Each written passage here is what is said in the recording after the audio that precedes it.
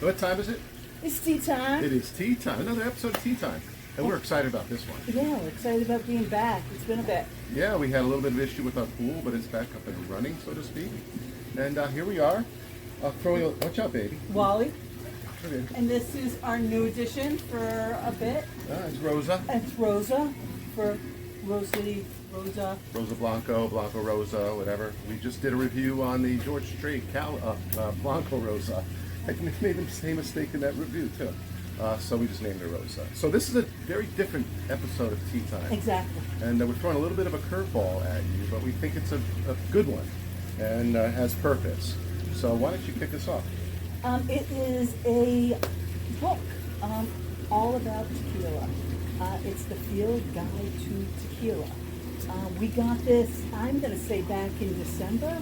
Actually, November, took delivery October, yeah, but we got to wait for it. Yeah. So it's brand new.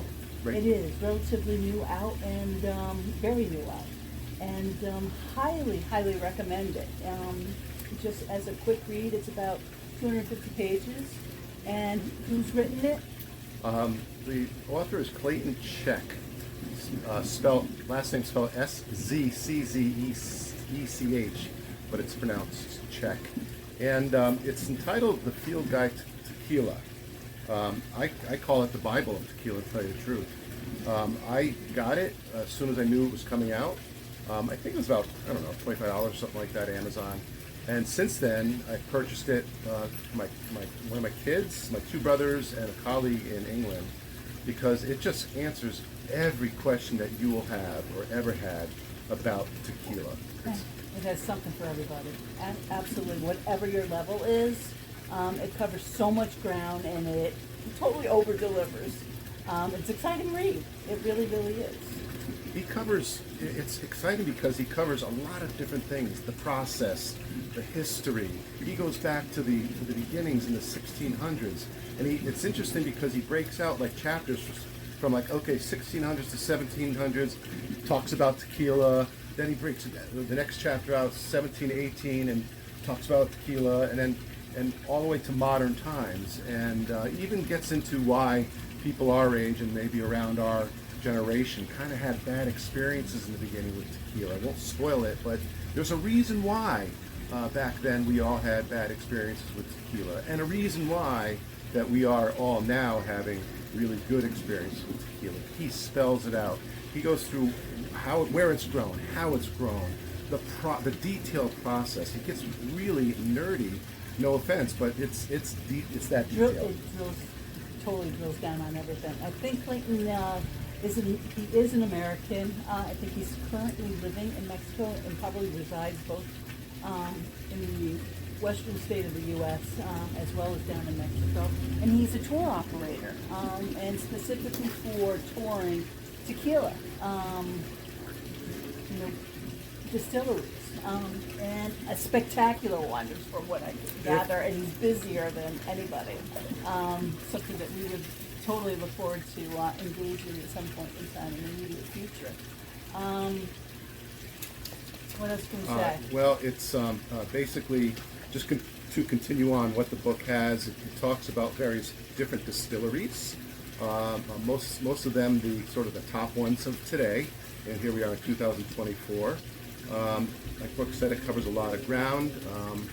It goes into the additives. It goes into additives, what they are and what they do. A really excellent explanation. Loved it. Yeah, and what I loved about it is the explanation of the actual process of the agaves being planted and harvested and grown and cared for and harvested after all that time and all that. It's just really, really, really, really good.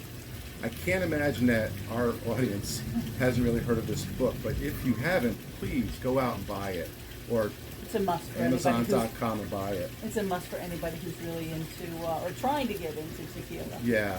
Again, a quick read and a really page turner. And it's one of those reads, like it says, it's a field guide. It's one of those reads where you'll read it, and then you'll go back to it to answer questions that you don't remember, or to discuss with your friends, or to just say, I really learned something today about this particular tequila.